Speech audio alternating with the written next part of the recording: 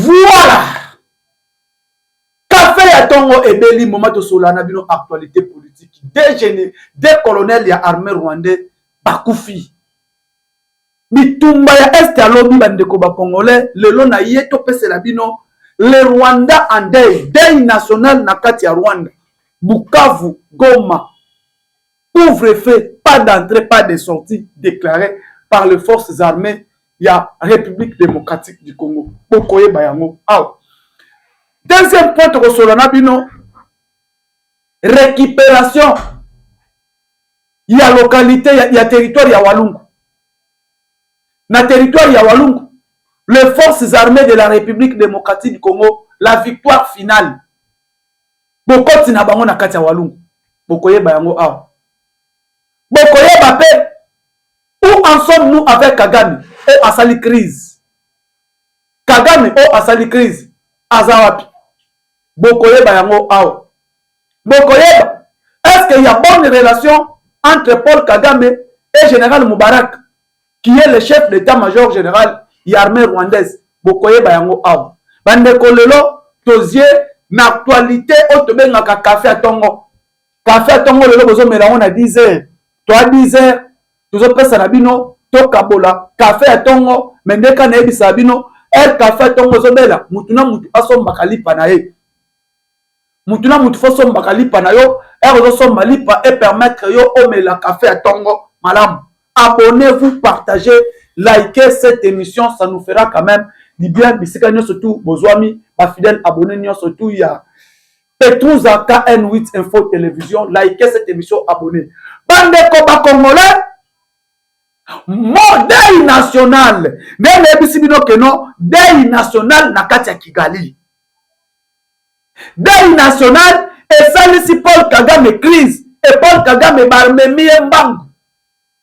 Na poto mutu akei mikili asali 3 semaines na mer Méditerranée. Kagame a fait 3 semaines na mer Méditerranée pour un soin de santé. Akei kuna na 3 semaines kozonga na ye. Baya koyebisa ye bapesi ye sous nouvelle et nouvelle o bapesi ye et pas ya Kagame, c'est une mauvaise nouvelle sur la mort des chefs ya base ya logistique oyo ageraka logistique ya kufi chargé ya logistique ya ba M23, c'est lui seulement qui gère la logistique ya FC ya RDF. Moutou Kagame tinda na poto baza bango mibale. Les deux colonels Bibembelali. Je vous informe au moment où je parle. Au Rwanda, ça ne va pas. Au Rwanda, ça ne va pas. Paul Kagame a déclenché deuil national. Deuil national. Et général Moubarak, qu'est-ce qui se passe? Na deuil national, qu'est-ce que général Moubarak a dit à Kagame? Ba colonel mibale wana bakufeli wapi? Bakufeli wapi? Bakufi ndenge nini? Parce que bayaki na mission. La mission était bien préparée. Leur mission est de récupérer tout le territoire mobimba ya Walungu. Ba contrôler Walungu mobimba. Ba contrôler Shabunda mobimba. Ba contrôler Idjwe. Ba contrôler Mine Fizi. Au plateau de Fizi, Baraka, Nyonso, Bazwa. Nde mission. Na bango ezalaki wana. Nde mission réunion Kagame akotisaki lobi. Kagame akotisi une grande réunion. Réunion au Kagame akotisaki lobi. Réunion ekoti wa bandeko. Pardon, réunion Kabila akotisaki. Parce que Joseph Kabila qui a tenu cette réunion. Et la réunion que Joseph Kabila a tenue, mission est que va avancer jusqu'à ce que va comme Lualaba. Va kendeti Lualaba. Réunion au Kabila Kotisi. Va comme Matina Lualaba. Et Lualaba va récupérer Lualaba. Va imposer l'autorité dans Bango na Lualaba. Va imposer leur autorité dans Lualaba. Malheureusement, et c'est mon abango ezalaki ya mukuse. Et c'est mon abango ezalaki ya mukuse. Et bazoya, pour bakota na là-bas, je vous dis, ma fidèle abonné nyon surtout. Il y a Petrus Aka N8 Info Télévision. Bazoui renfort. Renfort na bango, bakota territoire à là-bas.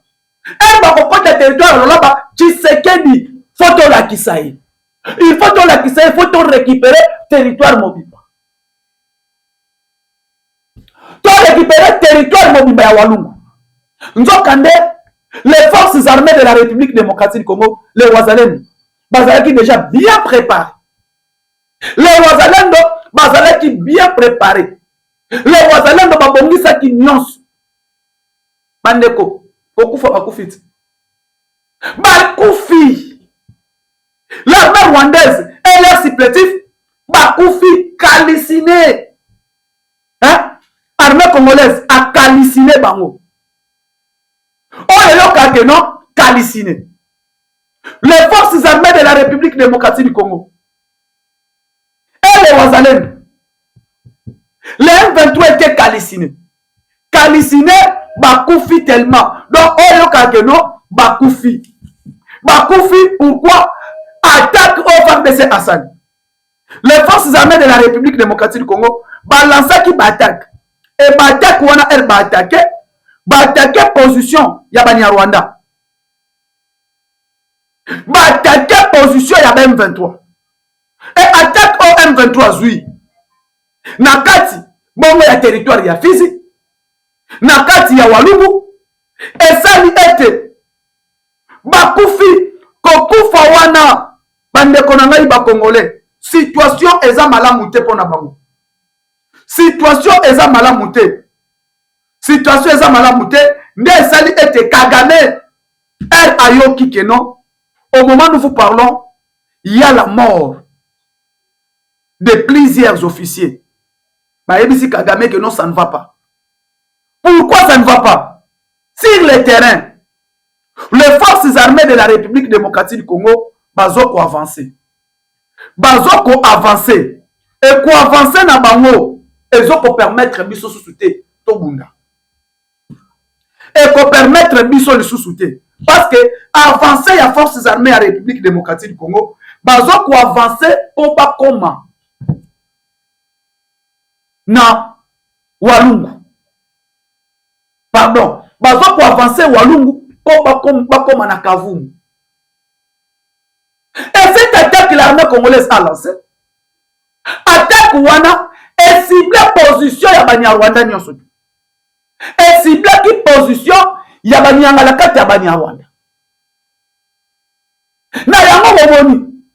Armée rwandaise bazoko ya. Baya kokutana na embuscade. Et cette embuscade que les Wazalendo ont asali bango. Embuscade wana et ko permettre bango armée congolaise babomi des colonels ya armée rwandaise. Les deux colonels de l'armée rwandaise ya Badeti ya Kagame. Les deux colonels Bakoufi et deux colonels voilà Bakoufi Bakoufeli wapi na Walungu. Colonel Moko Azal lieutenant colonel Full o Azal chargé ya logistique ya M23. Colonel Moko Azal chef numéro 2 après Makenga o alandaka sultan Makenga yepe akufi. Bazeli Kagame, on va ramener les Kagame nouvelle. Bon, mais la Kagame nouvelle que non, ça ne va pas. Que Paul Kagame, ça ne va pas. Général Moubarak a quel copé sa Kagame nouvelle. À quel copé sa Paul Kagame nouvelle. Position n'est toza. L'armée congolaise et les Wazalènes. L'armée congolaise et les Wazalènes. Va avancer.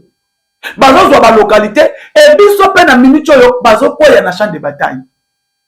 Batu na biso bazo ko tomber en champ de bataille. Donc combat o tozo funda, tozo ko perdre ba élément ebelé.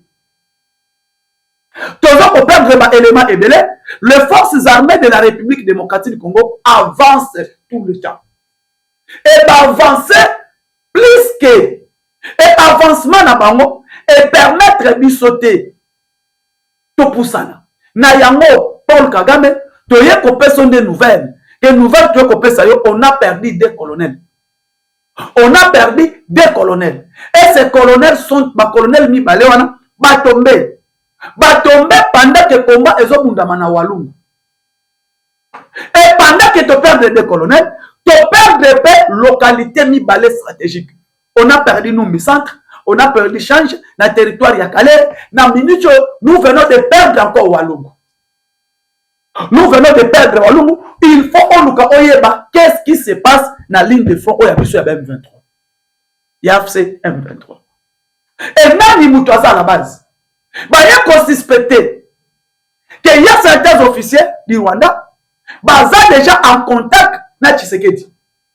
Ils dit que non. Comment est-ce qu'il faut perdre la localité? Qui veut dire, parmi nous ici, il y a des gens qui vendent nos positions à Kinshasa. Comment Tshisekedi il faut y aller? Comment Tshisekedi a comprendre les tactiques d'Abisso? Comment Tshisekedi a zala plan Nabiso Nyoso? A comprendre les tactiques d'Abisso jusqu'à tel point l'armée congolaise va récupérer ma localité et l'armée congolaise va avancer ma case. Et Paul Kagame me le demande comment Eloko a fait ça les Mabouli? Et qui est à la base? Il y a fuite des informations au sein de l'AFC-M23. Kagame ba yebisie. Et ça ka kabomote, mais tu perdre ba Nyamane Tumba. Tu perdre ba commando. Tu perdre ba militaire. Et ba militaire tu perdre, tu perdre ba moté. Qui veut dire il y a fuite des informations. Il y a une fuite au sein de l'AFC-M23. Et Kagame va y ces nouvelles, que niveau OFR de ça pour avancer là, va y récupérer quelques localités dans le territoire Massissi et quelques localités au besoin dans le territoire Massissi et permettre à l'armée congolaise d'avancer à quelques kilomètres de Minya Roubaï. Kagame a dit quoi? Kagame a dit quoi? Bah ici est clair. Ceux qui t'ont risqué, Roubaï et Zokende. Roubaï et Zokende, nous avons perdu Mwanda. Tu perds de Nyangezi et là on va les okende. Alors quitte à nous, tout s'est réorganisé. Nayama Koloki, Kagame El Bayebisie, les 2 colonels, autres Koyebisao Bakoufi. Les 2 colonels, autres Koyebisao Bakoufi, Kagame a tombé. Je vous donne les informations, Kagame a tombé. Paul Kagame a coquille qu'on résistait, Kagame a Kouéi. Kagame a tombé quoi? Bayebisie. Nous avons perdu ces 2 colonels. Les 2 colonels Bakouéi, Paul Kagame, Bazouye Bakumbie, Mbangu l'hôpital Nakata Kigali. Je vous donne les informations. Pour comprendre pourquoi, tu as dit ça qui dit non que non, il voulait éliminer Félix Tshisekedi. Bakongo Baloba, tout l'encoué no Mukango, Foka Fouene Kongé Mosoufinga. Nzambi. Oyo, Mwana Kongo, Boyebi, Tangana Betaka. Bon, c'est pas le cas de Massissi. Wano chelanga jem. Ba komba balabi tula kweno munkangwa nguba. Voka fuene konge moso mvinga. Kagame akwei. Kagame akwei kokwe ya Kagame. Kokwe ya Kagame. Kagame mbangu n'hôpital. Ya maba baba keno. Kokwe la ko ba présenter ce qui ba bengi yote. Et Kagame a dit présent au minerai qui ne l'appartient pas. Aujourd'hui, je vous parle. Le responsable de minerai à Congo Yewana, Fachi Beton, Congolais de père et de mère. Kagame a tombé. Kagame a quoi indégénie. Président Moustapha Metabadou. Il y a compris ce message. Que Paul, ça ne va pas sur la ligne de front. Et Kagame a dit, on ne peut pas perdre, nous pouvons perdre tout, sauf Walungu. Calais est encore perdre en côté. Chaboun est encore perdre en côté. Il faut dans ce qu'on ne manque pas verrou. Verrou, bazo kende bacha. Kagame a dit, bazo kende verrou. Et verrou, bazo kende kocha, nzo kande kutu nzelende passoir. Colonel wana zuena escorte. Nyangana kata colonel wana armée rwandaise. Oh, général Moubarak Atindi. Kende na renfort. Kende ko renforcer armée. Azoya, ba drone na bango, to wana to kosi déjà des drones na bango. na Calais. Des drones ekwe, des avions na bango point ekwe. Mais place colonel Moubarak Alobi, les forces armées de la République démocratique du Congo, bazana eloko bazoko utiliser au biso tous les bateaux. Il faut te yeba technologie ni RDC zoko utiliser. Comment ba drone na biso nyoso zoko eloko la mayandi. Comment tozo perdre les militaires? Embuscade wana 80 hommes neutralisés. 80 hommes l'armée rwandaise. Bakoué bango 80. Ils sont tombés dans le champ de bataille. Qui les a fait tomber? Colonel. Des colonels tombés. Moko na kati cousin ya Paul Kagame. Et là pourquoi ici Paul Kagame crise? Et là pourquoi Paul Kagame crise? Cousin naye. C'est un colonel na kati AFC M23. C'est lui qui gère l'espionnage. C'est lui qui est le maître de l'espionnage. Kagame Matindeke na Israël. Kagame Matindeke na Israël. Cousin propre naye. Non. Comment Félix Tshisekedi est à Kekaka na Tanzanie? Histoire est changée. Mayati est comme Maya Foufou. Mayati est comme Maya Foufou. Voyage à Félix Tshisekedi au Asali. Batunyo so bayeba. Nini fache kene osa na Tanzanie. Na Tanzania kei. Tanzanie na Bujumbura hao na hao. Mais bake Zanzibar basololi.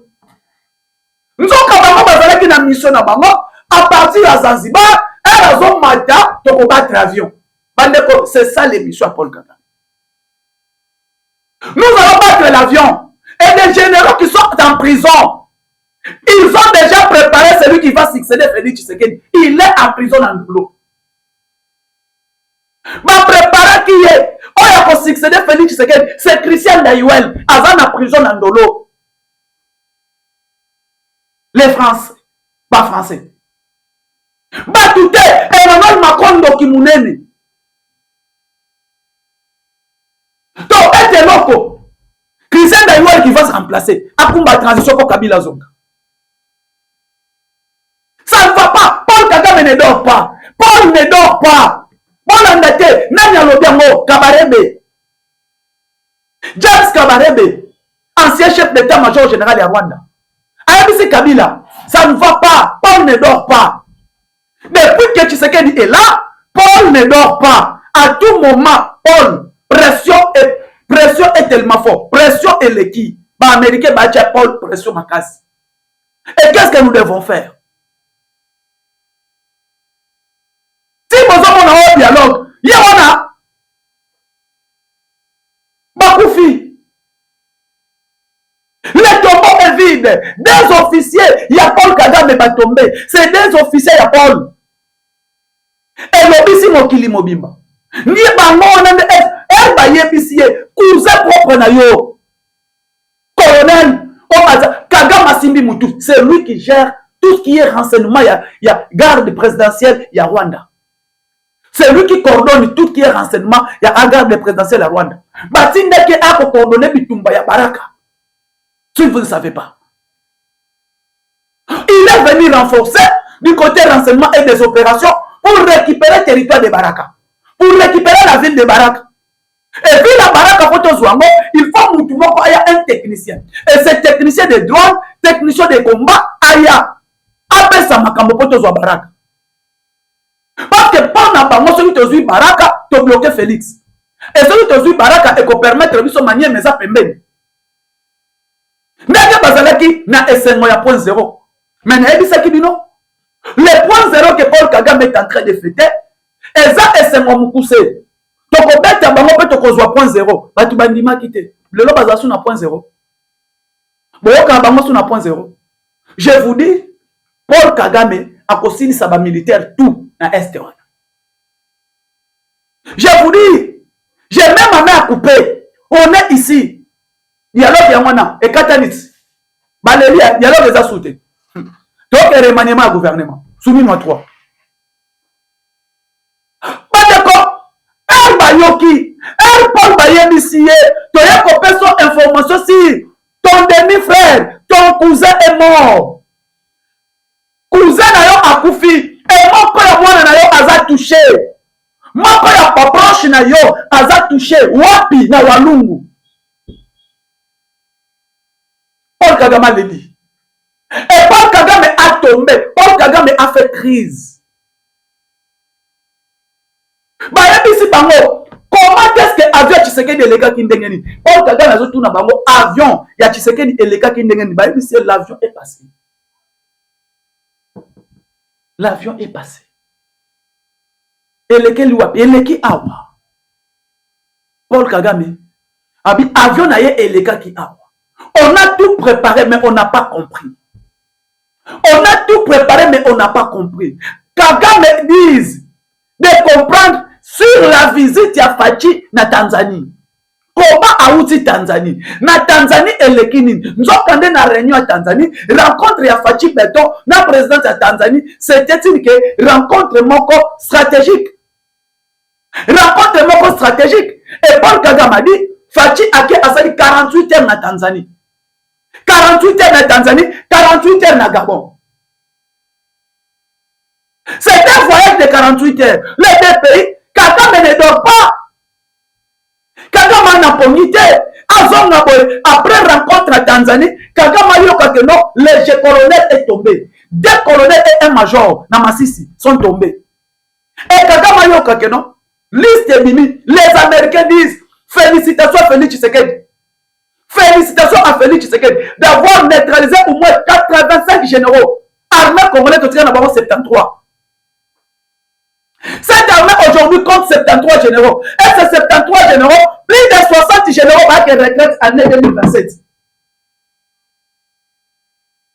Plus de 60 généraux vont être retraités par moi en année 2027.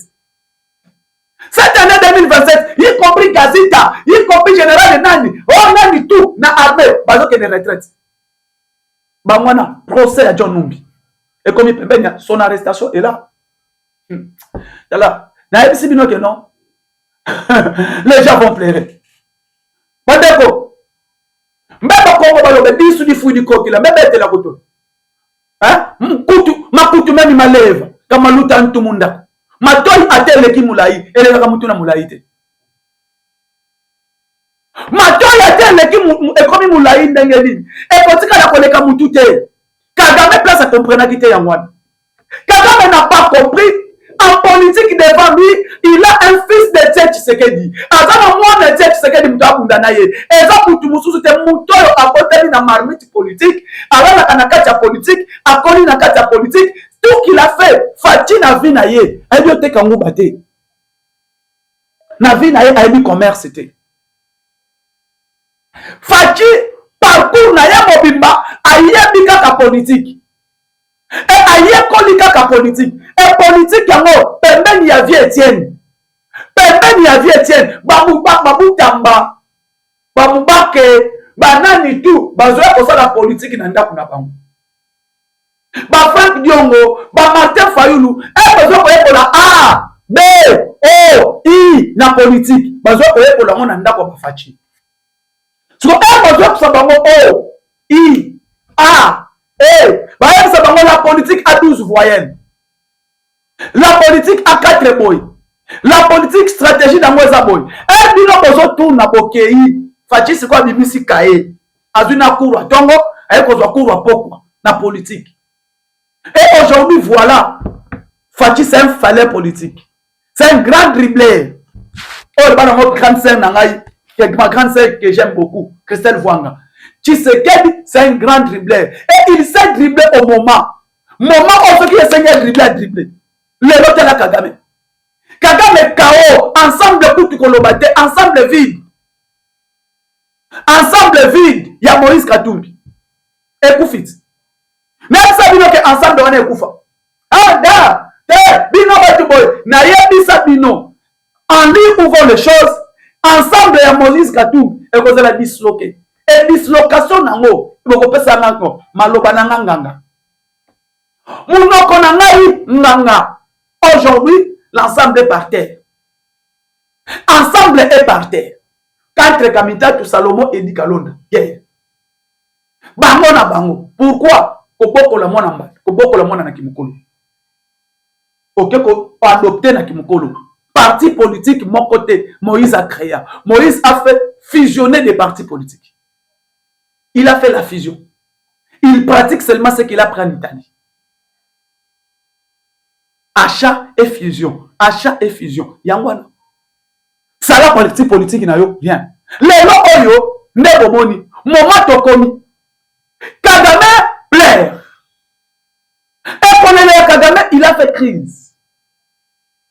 Kabarebe a même bango nouvelle. Général Moubarak Alobi, ce qui continue boy, ça ne va pas. Paul, on risque. Yako yamba bango nyo surtout en Rwanda. Et quand ils vont venir, où est-ce que nous allons fuir?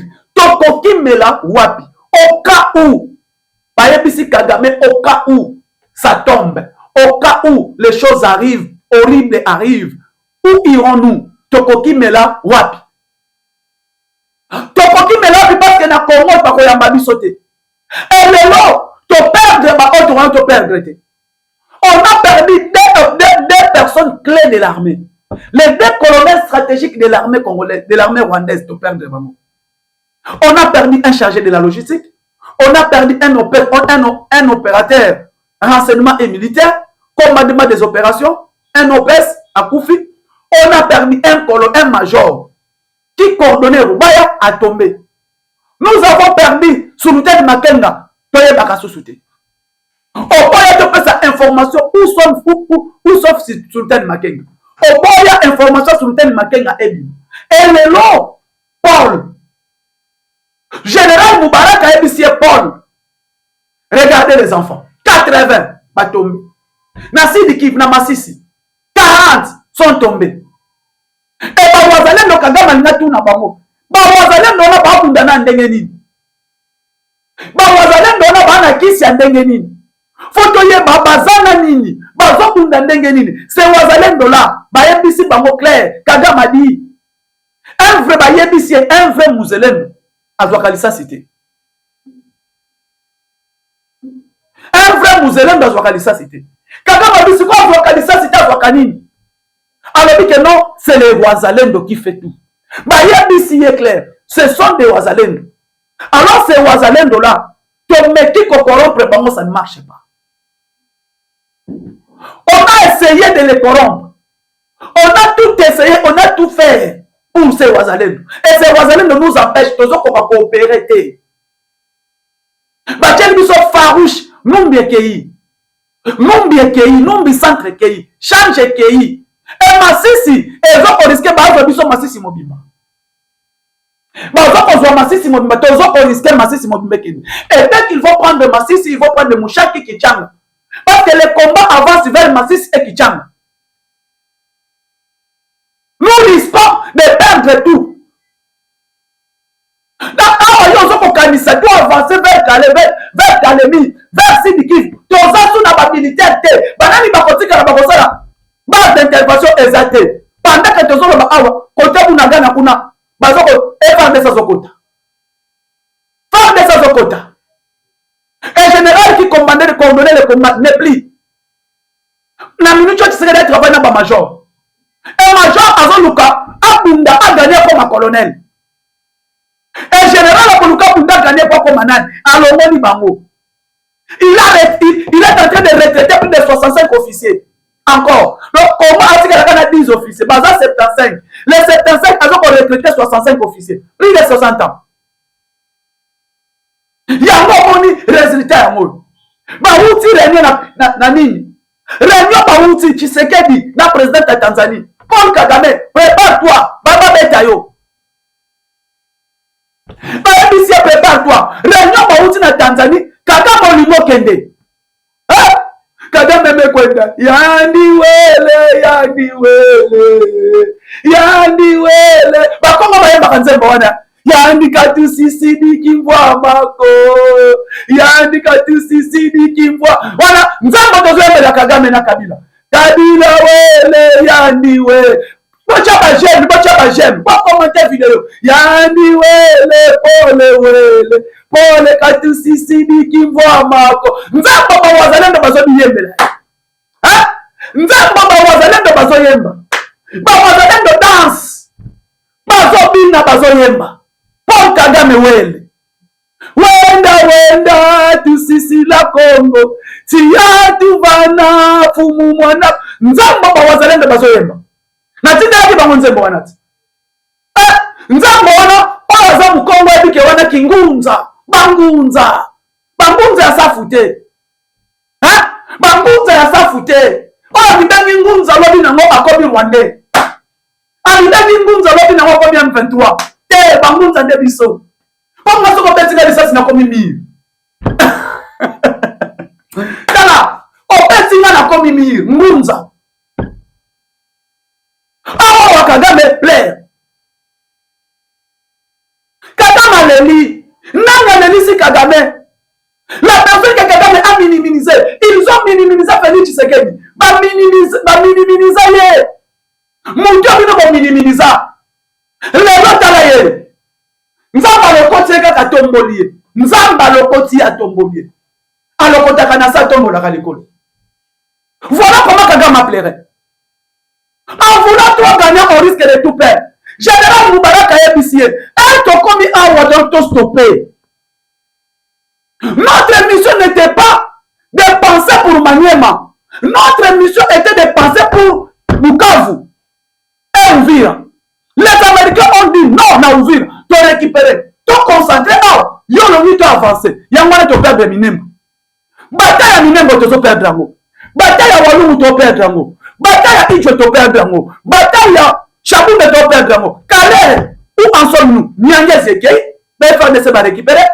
Sigleri de Kivu, Fambesa Linia récupérer. Mwanga, l'un des sites miniers stratégiques na biso zaki Mwenga. Mwanga ya mwane zokende. Paul Kagame bana batu bakufa. Kagame, où en sommes-nous? Kagame a pleuré. Kagame, il a commencé à conjuguer verbe pleurer au temps présent. Il pleut.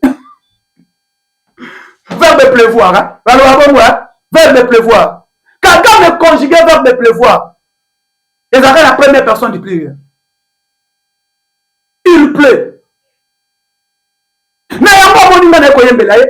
Wenda Kagame wenda Kagame kocheka bo.